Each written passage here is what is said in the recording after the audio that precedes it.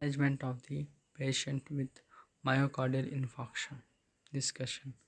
MI occurs when ischemia, resulting from an oxygen demand supply mismatch, is not relieved and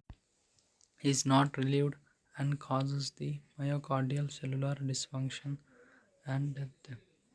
MI usually occurs when an area of the coronary artery narrowing has a clot form that blocks all or most blood flow.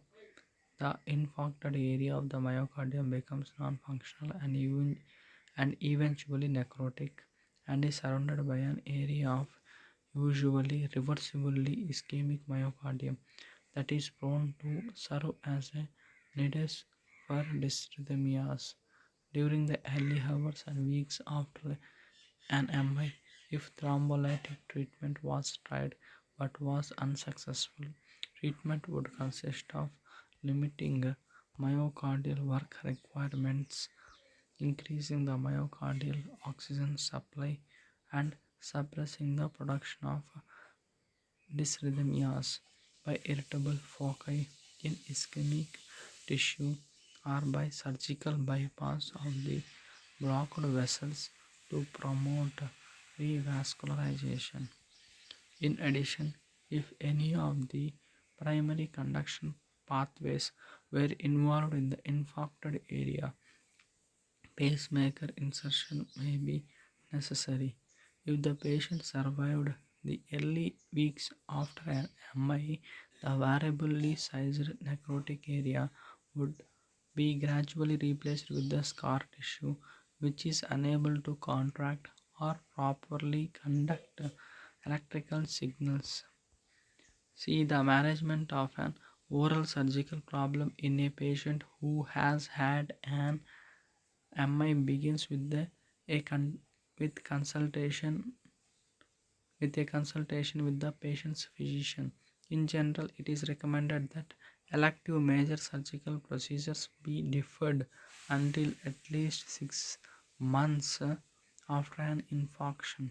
This delay is based on the statistical evidence that the risk of reinfarction after an MI drops to as low as it will ever be by about 6 months, particularly if the patient is properly supervised medically. The advent of thrombolytic based treatment strategies and improved MI care make an automatic 6-month wait to do dental work unnecessary. Straightforward oral surgical procedures typically performed in the dental office may be performed less than 6 months after an MI if the procedure is unlikely to provoke significant anxiety and the patient had an uneventful recovery.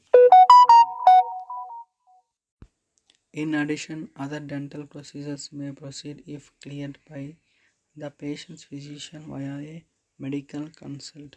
Patients with a history of MI should be carefully questioned concerning their cardiovascular health. An attempt to elicit evidence of undiagnosed dysrhythmias or CHF should be made. Patients who have had an MI typically take aspirin or other antiplatelet or anticoagulant to decrease coronary thrombogenesis. Details of this should be sought because it can affect surgical decision making. If more than 6 months have elapsed or physician clearance is obtained, the management of the patient who has had an MI is similar to the care of the patient with the angina. An anxiety reduction program should be used. Supplemental oxygen can be considered but is usually unnecessary.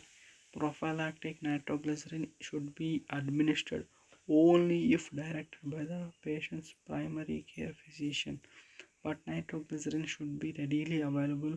Local anesthetics containing the epinephrine are safe to use if given in proper amounts using an aspiration technique. Vital signs should be monitored throughout the perioperative period. You can see in the box 1.11.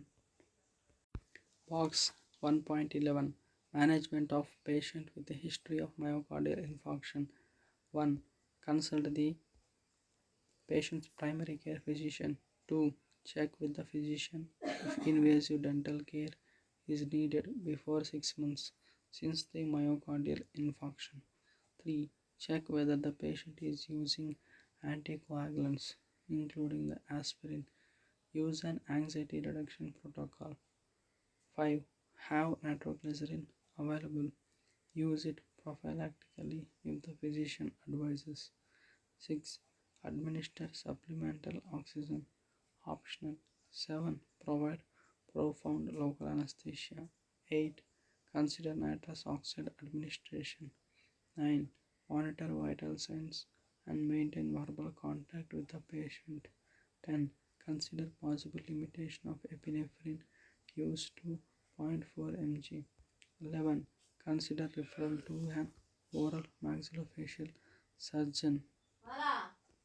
In general, with respect to major oral surgical care, patients who have had coronary artery bypassing grafting are treated in a manner similar to the patients who have had an MI. Before major elective surgery is performed, 3 months are allowed to elapse. If major surgery is necessary earlier than 3 months after a CABG, the patient's physician should be consulted. Patients who have had CABG, coronary artery bypassing grafting, usually have a history of angina, MI, or both, and therefore should be managed as previously described. Routine office surgical procedures may be safely performed in patients less than 6 months after CABG surgery if their recovery has been uncomplicated and anxiety is kept to a minimum. Thank you.